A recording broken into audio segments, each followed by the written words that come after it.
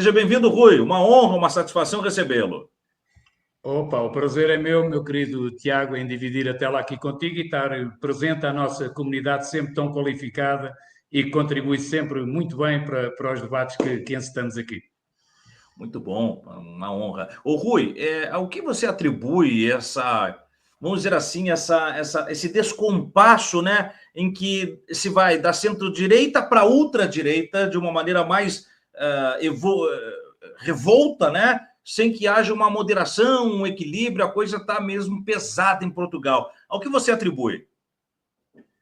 Na realidade, é um caminho que tem-se vindo a desenvolver ao longo de algum tempo, Tiago. Isto não é um fenómeno abrupto, não foi aqui um momento de ruptura. Isto é um caminho que tem vindo a ser construído em Portugal. A centro-direita, como a gente nas nossas miudezas de análise política caracterizamos, acabou por se extremar muito também no seu discurso. Aliás, a AD só consegue a maioria e não é ultrapassado pelo Chega porque está a adotar partes do discurso da extrema-direita, portanto, partes do discurso anti-imigração, aqueles fatores de identidade neofascista que está a crescer por toda a Europa, por todo o mundo, mas na Europa muito assente no discurso anti-imigração. A própria AD também já está a adotar esse discurso, sendo que a AD seria o PSDB, fazendo uma analogia tosca, seria o PSDB aqui do sítio, né? Aqui do Brasil. Só não acontece o mesmo processo que aconteceu com o PSDB porque a própria AD se está a extremar imenso. Agora, tudo isto vem na consequência de uma frente ampla que se constituiu na década passada, em meados da década passada, uma frente, um acordo de incidência parlamentar em que o Partido Socialista, que nada tem de socialista, não nos enganemos, é um partido perfeitamente neoliberal, instituído dentro da lógica neoliberal e imperialista da União Europeia, portanto não tem nada de esquerda, já há muitos anos que não tem nada de esquerda, mas que o Partido Socialista, com um acordo de incidência parlamentar com os alinhamentos mais à esquerda, o Partido Comunista Português, o Bloco de Esquerda, acabaram por criar esse corpo político que ficou conhecido historicamente pela geringonça e neste momento a esquerda toda e o próprio Partido Socialista está a pagar o preço da geringonça. Uma frente ampla que se constituiu em torno de objetivos para acabar com a austeridade que havia, que vinha do governo AD anterior a esse período, que foi um período muito duro para Portugal. Só para a gente entender, cerca de 800 mil pessoas imigraram durante esses 3, 4 anos de governação do PSD, portanto 800 mil jovens, a geração melhor qualificada dos mais de 800 anos de história do meu país, acabou por ir vender a sua força de trabalho para Luxemburgo, para Londres, para Paris, para Amsterdã, porque não encontrava dentro da economia portuguesa enquadramento para as suas habilitações. Portanto, foi nesse enquadramento, foi nessa sequência que o povo português viu uma coligação à esquerda, um entendimento à esquerda como algo que viria como inovador, que viria mudar os destinos da população portuguesa. O que aconteceu é que não houve essa mudança, não houve essa transformação que o povo ambicionava, houve algumas melhorias em relação ao salário mínimo, houve uma contenção em alguns processos de privatização aqui e acolá, mas, por exemplo, foi o período em que houve o menor investimento público da história do Estado português desde a redemocratização em 25 de abril de 1974. Portanto, estamos a falar de um governo de esquerda, ou supostamente apoiado pela esquerda, que acabou por não responder às principais problemas da população portuguesa.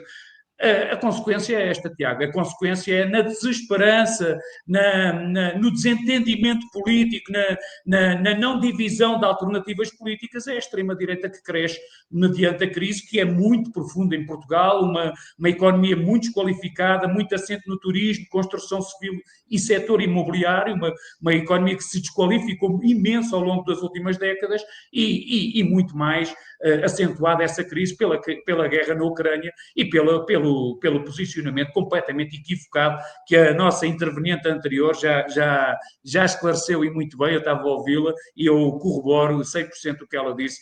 Não é compreensível para a população que não haja dinheiro para a saúde pública, que se espere 2 meses por uma consulta, mas, no entanto, de um momento para o outro arranja-se aos bilhões de euros para mandar em armamento, para enriquecer a Lockheed Martin e a Boeing e estender este período de guerra entre a Ucrânia e a Rússia, Tiago.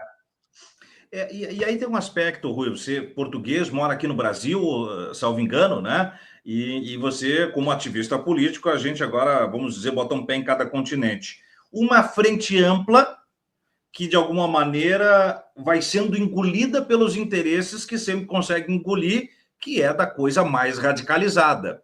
Aqui nós tivemos uma frente ampla para evitar o fascismo, construída pelo campo democrático, em que a esquerda acolheu, dentro das matizes, das cores possíveis, até mesmo partidos liberais e todos aqueles que negociavam com a democracia. Há um risco também de eventuais frentes amplas no Brasil serem engolidas pelo fascismo? Epá, eu creio que não só é um risco, como é consequência natural, Tiago. Eu não prevejo outro tipo de consequência.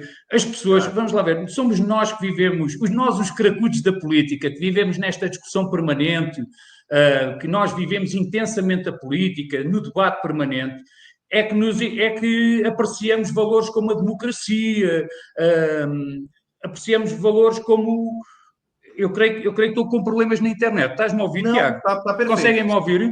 Conseguem-me escutar? Muito bem, em áudio e Pronto. em vídeo. Mas dizia eu, Tiago, a população está preocupada com problemas que se sentam à mesa diariamente com eles. Eles querem saber é o preço do leite, o preço da carne, se o filho vai ter uma escola de qualidade, se o médico vai atender a horas e vai fazer o tratamento como deve ser. É isto que as pessoas pretendem na sua vida. As pessoas não estão preocupadas com essas concepções teóricas. As pessoas querem resoluções práticas. E as frentes amplas, o problema que estão a ter é que a direção económica não é a esquerda que tem a direção económica das frentes amplas. Normalmente é a parte liberal da frente ampla que dirige economicamente o processo. E isso traz um desgaste imenso na governação da esquerda.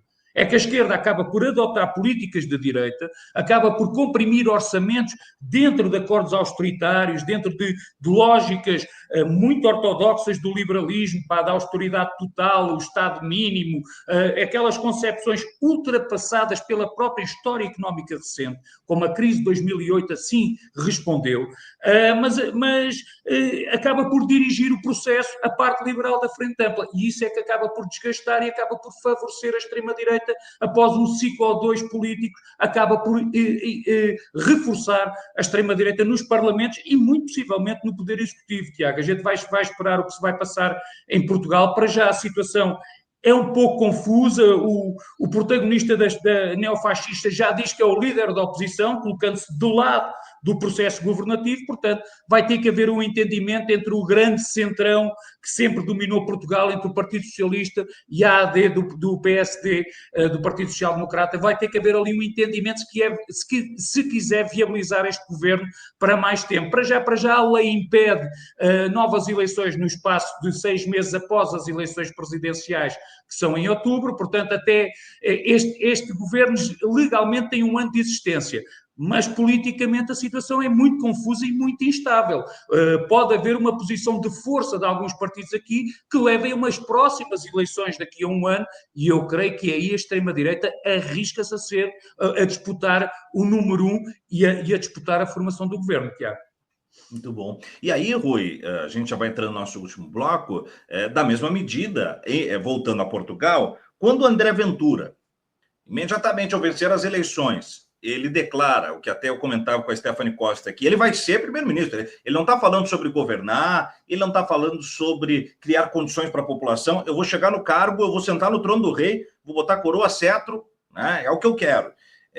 Quando a gente tem isso, casado com uma instabilidade de 3 processos eleitorais em 3 anos, acusações de corrupção, que a gente sabe que fragiliza a institucionalidade da democracia, há risco também de um golpe de Estado em Portugal? Bem, eu creio que esse risco é menos existente do que a eleição da extrema-direita. O golpe de Estado será eleitoral, não necessitará de nenhum outro processo paralelo, como são tão comuns aqui na América do Sul e na América Latina.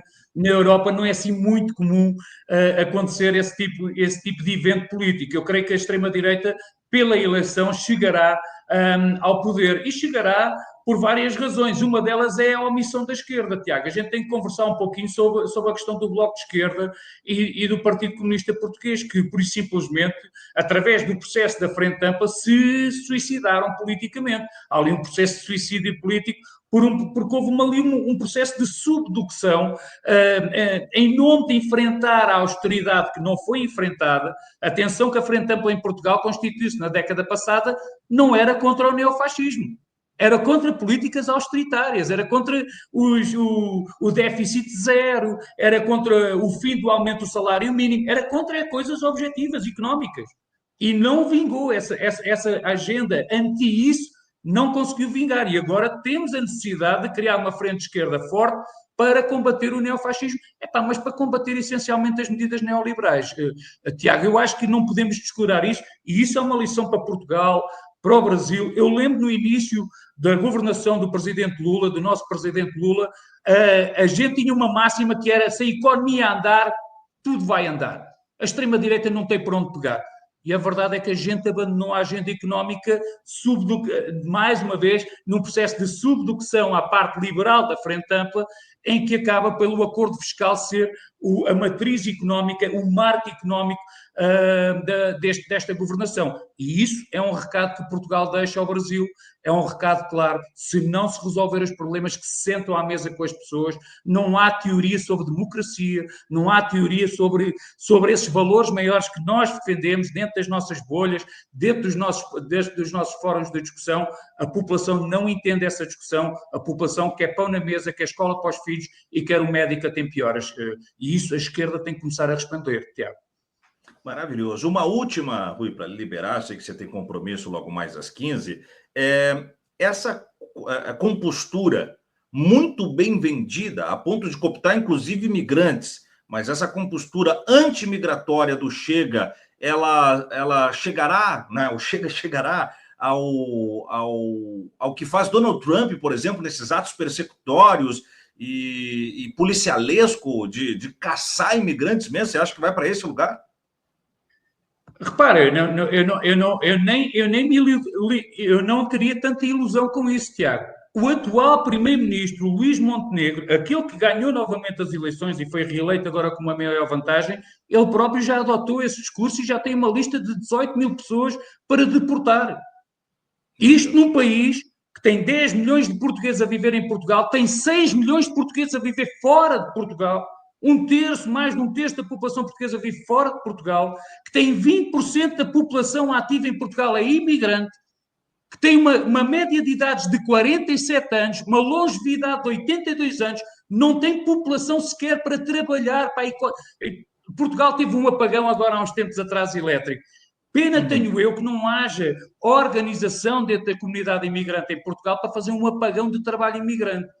Porque se eles fizessem, se os imigrantes amanhã acordassem e fizessem uma greve, os portugueses nem água bebiam.